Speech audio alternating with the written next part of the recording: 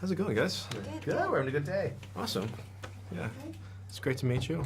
I took a date to see Hard Candy in 2005. That's funny. It was a quiet walk home. That is I have to funny. say. I didn't Google it beforehand. That was my bad. Yeah. So yeah, it's great to That's meet like you. women walking home from every date from pretty much every movie where there's violence towards women. You saw that rare one that night. I know, right? Yeah. Yeah, flip to the other side. But yeah, so I think this is a really interesting work on its own. Obviously, you're someone who's worked with superheroes before, coming from XMen. But I think one of the things that XMen does and that Umbrella Academy doesn't in relation to the world at large is that it's not about co-opting a marginalized identity for powerful people and being this, like the superheroes. I think their relationship to the world. So what did you think about the way that Umbrella Academy deals with how superheroes relate to the society around them and like not co-opting that sort of narrative? I think they're so busy just trying to understand each other. I think the difference is, the X-Men can choose to come and go from this organization. These guys are born into this family. They're adopted, but like, this is the family you pick. And you don't pick the family. This is the family they have.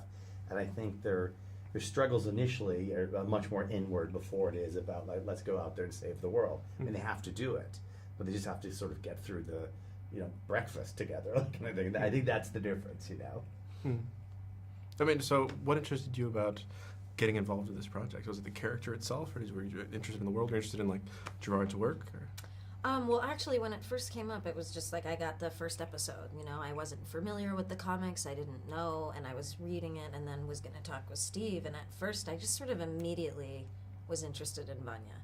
She was mysterious. I was like, who is she? I related to her. Clearly struggling with a lot, depression, anxiety, like hardly even knows how to be close to people, and the script in general, to the point when I finished it and I was like, shit, what happens next? And that felt like a good sign. And then when I spoke to Steve and he gave me an idea of the story arc, particularly Vanya's arc, which I was just like delighted to dive into.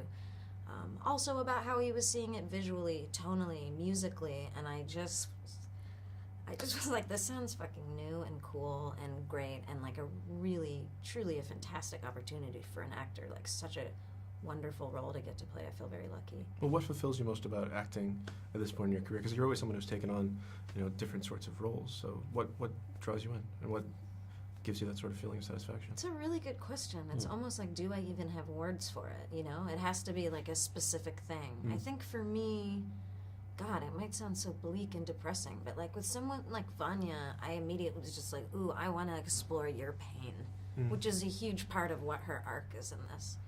Is like her navigating like what her whole childhood and everything has meant. She barely has like any idea of who she is.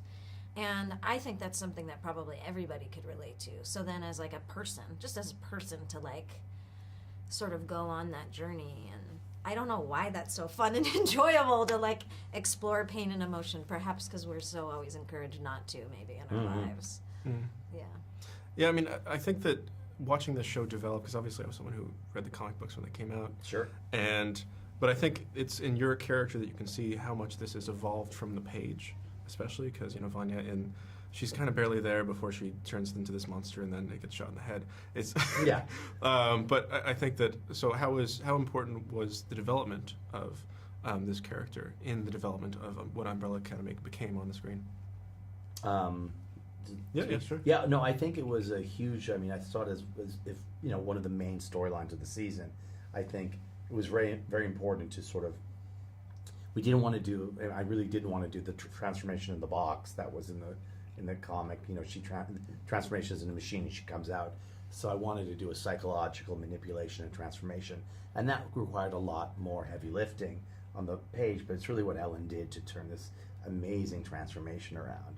And I think it's far more effective that way, I think, to see this much slower transformation, but just such a satisfying one when you get to the end. What was your guys' working relationship like in building this character together? Couldn't stand her. It was terrible. We were great. I mean, we were all very collaborative. I believe in a collaborative process. And, I talked to Ellen, and she'd be always welcome to talk to me. And she embodied the character. These guys made the characters, brought them to life. I just had one part of it, Well, no, you're being modest for sure. Steve is like just real. We just had like lots of great conversations. like really wants to Mm. explore your ideas. Like you're such a great, strong collaborator, truly. So I think that was the environment all the time at the beginning, on set.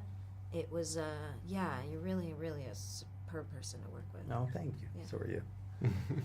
And now tell me what you really think. Nah, we're okay. Yeah, really. Thank you so much. No, thank you. It was a pleasure. Yeah, great.